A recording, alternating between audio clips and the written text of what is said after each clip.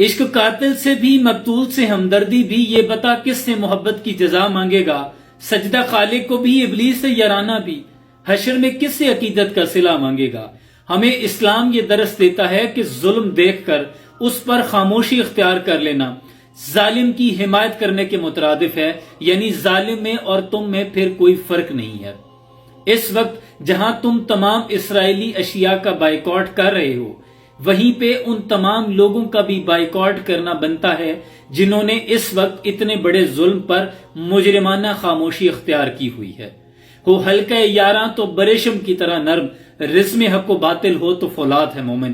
اقبال کہتے ہیں کہ امن کا زمانہ ہو تو مومن سے زیادہ نرم دل ریشم کی طرح کوئی نہیں ہے، لیکن رزم حق و باطل ہو تو پھر فولاد ہے مومن۔ اسلام کہتا ہے الحب فی اللہ والبغض فی اللہ، تمہاری محبتیں بھی اللہ کے لیے ہونی چاہیے، تمہارے بغض بھی اللہ کے لیے ہونے چاہیے۔ اس وقت مسئلہ فلسطین حق و باطل کی جنگ ہے۔ یہ بالکل اسی طرح ہے جیسے واقعہ کربلا کے بعد تمام مسئلہ ختم ہو گئے تھے، صرف دو رہ گئے تھے، ایک یزید اور ایک حسینی۔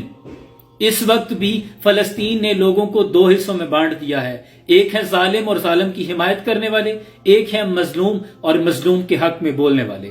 سارا سال وہ لوگ جو آپ کے سٹار بنے ہوئے ہیں، جن کو سارا سال آپ ویڈیوز میں دیکھتے ہیں، ان کی ویڈیوز کو شیئر کرتے ہیں، لائک دیتے ہیں، اور آپ نے ان کو سٹار بنایا ہوا ہے، وہ کسی بھی شعبہ زندگی سے تعلق رکھتے ہوں، وہ تمام علماء کرام جن کو آپ سنتے ہیں، وہ تمام میڈیا انفلوئنسرز جن کو آپ سنتے ہیں، اور جو آپ کے دل دادا ہیں، آپ کے بڑے قریب ہیں، ان تمام لوگوں کی پروفائل پر جا کے ان کو کہیں کہ مسئلہ فلسطین پہ بات کریں۔ جو لوگ یہ سمجھتے ہیں کہ بولنے سے کیا ہوتا ہے، یاد رکھیں جس کی آواز کا جتنا قد بلند ہے وہ اتنی ہی پر اثر ہے، کیونکہ اسلام تو کہتا ہے کہ کسی کے ساتھ چلو تو اسے پتہ چلنا چاہیے کہ تم اس کے ساتھ ہو، کسی کے خلاف چلو تو بھی اسے پتہ ہونا چاہیے کہ تم اس کے خلاف ہو۔ درمیانی راستہ تو منافقت کا ہے۔ اس وقت منافقت اختیار نہ کریں، اپنا اپنا موقف دیں، کیونکہ یہ حق و باطل کی جنگ ہے۔ مسئلہ فلسطین، یہ آپ اپنا اظہار کریں کہ آپ اس وقت خوشی کے ساتھ اپنی نارمل روٹین لائف جی رہے ہیں، یا پھر آپ فلسطین کے لوگوں کا درد محسوس کر رہے ہیں، کیونکہ امت مسلمہ حضور کے فرمان کے مطابق ایک جسم کی مانند ہے۔ جسم کے ایک حصے پہ درد ہو تو دوسرا حصہ اس درد کو محسوس کرے، ورنہ اگر آپ کو درد محسوس نہیں ہوتا تو آپ جسم کا فالج شدہ وہ حصہ ہیں جس کو علاج کی سخت ضرورت ہے۔ اور ہمارے بولنے سے فرق پڑتا ہے۔ پتھر اگر آخری ضرب پہ ٹوٹ جائے تو اس کا یہ مطلب نہیں ہے کہ اس کی جو پہلی ضرب تھی وہ رائے گاں گئی۔ جو بول سکتا ہے وہ بولے، جو لکھ سکتا ہے وہ لکھے، جو پرچم لہرا سکتا ہے وہ پرچم لہرائے، کیونکہ ہر چیز معنی رکھتی ہے۔ اسی طرح جب نمرود نے اتنی وسیع اور ریز آگ جلائی تھی تو ایک پرندہ اپنی چونچ میں پانی کا ایک قطرہ لے کے آیا تھا۔ وہ جانتا تھا کہ میرے اس قطرے سے آگ نہیں بجھے گی، لیکن اس کا ایمان تھا کہ کل قیامت کے روز میرا نام آگ بجھانے والوں میں لکھا جائے گا۔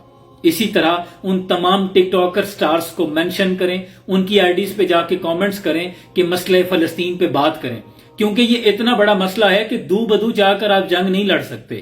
اب وہ دور نہیں رہا، اب ٹیکنالوجی اور جہد مسلسل کے بعد آپ کے پاس وہ ہتھیار موجود ہے، صرف دشمن کو وہ آپ نے باور کروانا ہے کہ آپ کے پاس اتنی دیر کا الٹیمیٹم ہے، ظلم کو بند کر دیں۔